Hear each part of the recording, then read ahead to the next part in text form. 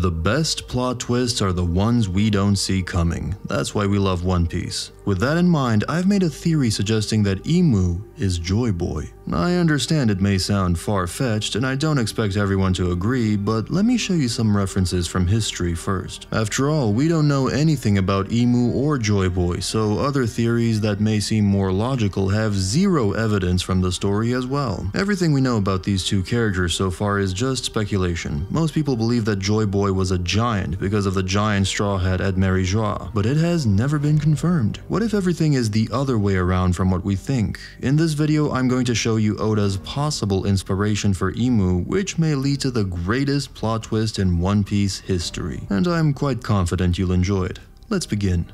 I think you will agree that Skypiea was one of the most underrated arcs a few years ago, but now, chapter after chapter, we can see that Skypiea was Oda's foreshadowing arc for the final saga. And the most interesting fact is that the smallest foreshadowing of the Sun God also hinted at Imu's powers. We all know these two panels. In chapter 287, Moose mentioned Sun God Nika for the first time in the story, and at the end of Skypiea, we saw Luffy dancing in the same pose as Nika. But there is a third one as well. I'm sure most of you know about Luffy's obsession with beetles. We have seen it in cover stories and One Piece films, during Luffy's childhood at Fishman Island, and even on Egghead. But do you know where it started?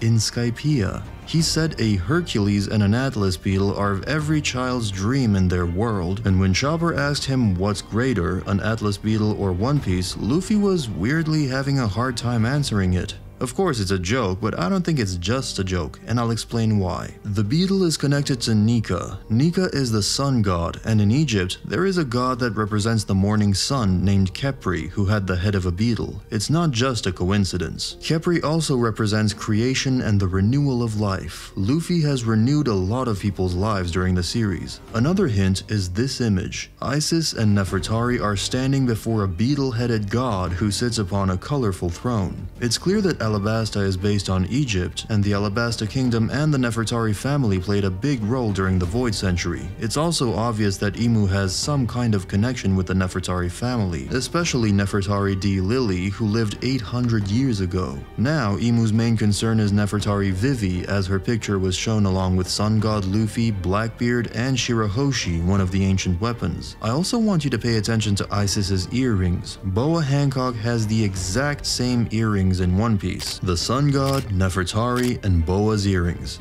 As I said, it's not just a coincidence. Luffy could not choose between an Atlas beetle and the One Piece. The Atlas beetle is not just a random beetle. The ancient kingdom is most likely based on Atlantis. Atlantis was a great city that was punished by the gods, and the city sunk into the sea. Who call themselves gods in the One Piece world? The Celestial Dragons. While Fishman Island may be based more on the depictions of Atlantis in fantasy, the actual myth applies to the ancient kingdom. Maybe this is why Joy Boy and Noah were mentioned in the Fishman Island arc, to heavily imply that the answer to the ancient kingdom lies in the sea. Also, according to Plato, the first king of Atlantis was also named Atlas, so if we take it this way, the Atlas beetle means sun god Joy Boy. By being a sun god, Luffy is the freest man in One Piece. It's said that Nika would one day come for the slaves to liberate them from their oppressive masters and bring smiles to their faces. So, One Piece or Atlas Beetle? Or in other words, the One Piece or being the freest man in the world?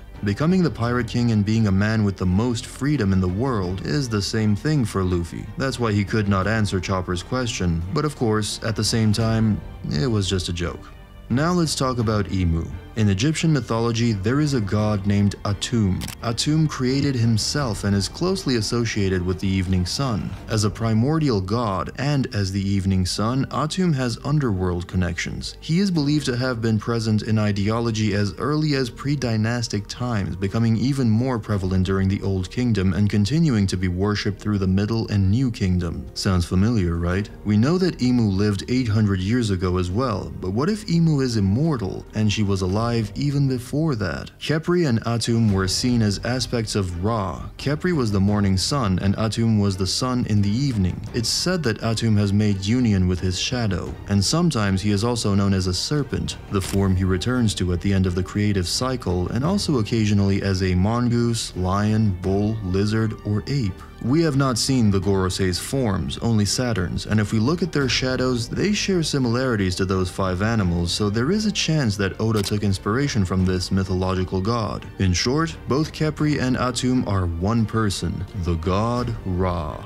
Luffy is inspired by Khepri and Imu is inspired by Atum. What if they were one person too, but 800 years ago the darkness won, Imu became immortal, and Nika died, similarly to Atum making union with his shadow. Luffy is the kindest and purest character in One Piece, and his kindness is not limited to his friends and crewmates. He is also willing to help strangers and enemies. For example, in Alabasta, he saved Smoker from drowning, even though Smoker had tried to kill him several times. There are a lot of kind characters, but no one is close to Luffy. On the other hand, Imu seems to be the most evil character in the entire anime. No one is 100% evil. It's shown that even Blackbeard and Doflamingo are very emotional people. However, I think Imu is the exception. When we saw the Gorosei and Imu's transformations, they seemed like one whole, and from what we have seen on Egghead, Saturn is heartless. He calls people insects and does experiments on them. If Saturn is like this, imagine Imu. Luffy is 100% kind and Imu is 100% evil. Such people don't really exist, be it in reality or in One Piece. They are like yin and yang, the light and the darkness. They can't exist without each other. Imu and Joy Boy could have been split personalities of the same person fighting for control. Good and bad. Khepri and Atum. We don't know what happened, but it's very strange that everyone expected Nika to return 800 years later. Why would he return? Why exactly 800 years later? I am sure Doflamingo's words about the treasure of Mary Joie losing its power are connected to this as well. Also, we all know that Oda loves to play with words. This could be his best one yet. Imu unfurled is I am you. Who could it be referring to? Of course, Luffy or Joy Boy. Imu seems very unstable to me. The first time we've seen Imu, they traveled to see the giant Straw Hat all alone, as if they were triggered by Luffy's Straw Hat on the poster. The next time we see them, they're admiring butterflies in a garden after cutting up pictures of the 3 Ds and an ancient weapon. The act of cutting up the picture alone seems psychotic to me. Also, Imu attacked Cobra as soon as Cobra mentioned the D clan. Even after 800 years, Imu still hates the D clan and is kind of afraid of them.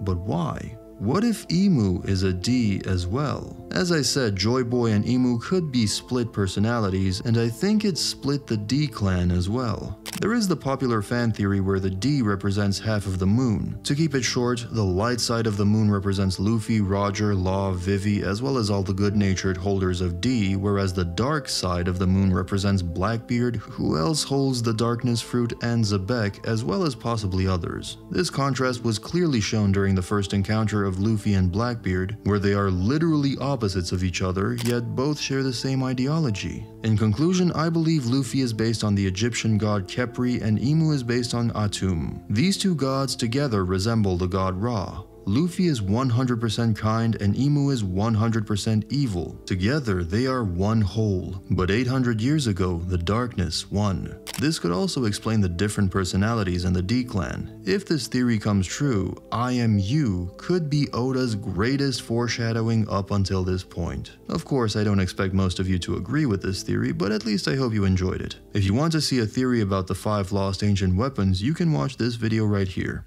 Thanks for watching.